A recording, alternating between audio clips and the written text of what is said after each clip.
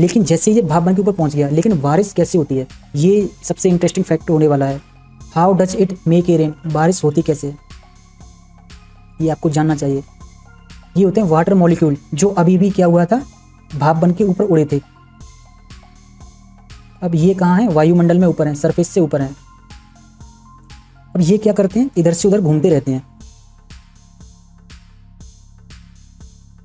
क्योंकि मैंने आपको एक बात याद रखने के लिए बोली थी, क्योंकि जो भी गैस होती है उनका अट्रैक्शन फोर्स बहुत कम होता है, यानी ये अपने ही मॉलिक्यूल को आपस में खींच नहीं पाती।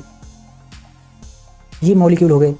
ऐसे ही डस्ट पार्टिकल भी, यानी धूल के कण भी वातावरण में घूमते रहते हैं।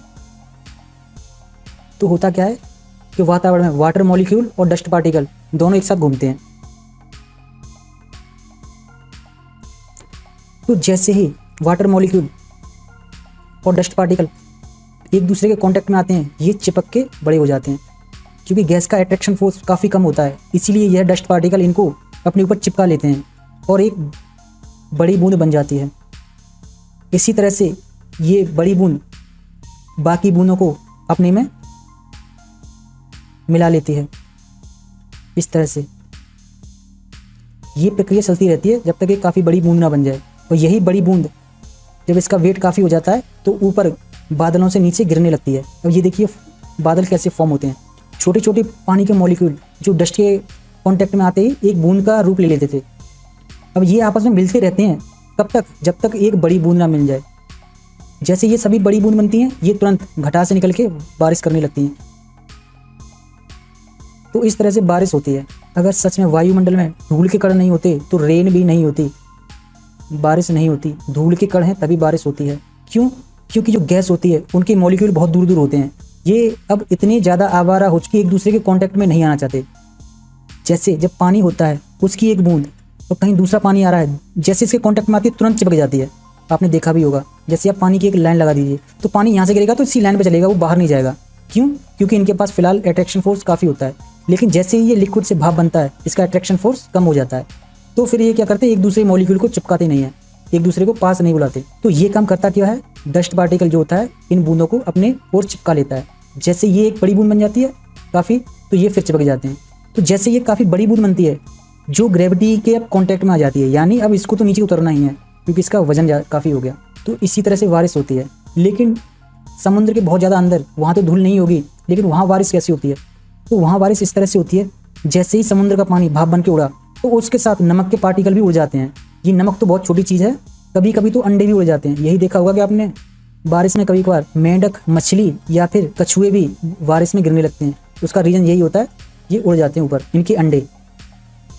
जैसे ही वहाँ नमक के पार्टिकल इन वाटर मॉलिक्यूल हैं उनके कांटेक्ट में आते हैं, सेम वही फंडा एक बूंद बना लेते हैं। तो यही आयोडीन के पार्टिकल इस भाप वाली पानी के पार्टिकल को आपस में जोड़ के एक बूंद बना लेते हैं, फिर से वैसे ही बारिश होने लगती है। तो आपने सुना भी होगा एक नाम कि कृत्रिम वर्षा के लिए सिल्वर आयोडीन का यूज़ किया जाता है। वो यही इसी टाइप का होता है, यानी ऊपर घटाओं में जहाँ पे पानी की बूंदें हैं लेकिन वहाँ किसी भी तरह का डस्ट पार्टिकल नहीं है, यानी ये बूंदें आपस में मिल नहीं पा रही हैं, तो वहाँ सिल्वर आयोडीन के घोल का छिड़काव किया जाता है। जहाँ जहाँ तक ये आयोडीन का छिड़काव किया जाता है वहाँ तक ये बूंद क्या होती हैं, आपस में मिलने लगती हैं और बारिश होने लगती है। उसको कृत्रिम वर्षा बोली जाती है। मेन चीज़ है डस्ट पार्टिकल नहीं होंगे बारिश नहीं होगी। या तो ये डस्ट हो या ये हो सकता है वायरस, कीटाणु, जीवाणु, कुछ भी हो सकता है। यानी पानी को चिपकाने के लिए कुछ भी ज़रूरी हो, क्योंकि पानी ऊपर जाके इतना ज़्यादा आवारा हो जाता है, एक दूसरे को चिपका नहीं पाता, मिला नहीं पाता, ईगोइस्ट। तो इस तरह से बारिश होती है। मैंने आपको बताया भी था कि आज भाप बन के उड़ा पानी कहीं ना कहीं 9 दिन के अंदर अंदर पृथ्वी पर वापस आ जाता है। कैसे? इसी फॉर्म में। कहीं ना कहीं धूल होगी, चिपकेगा, नीचे आएगा, फिर इवेपोरेट होगा, ऊपर जाएगा, चिपकेगा, फिर नीचे आएगा।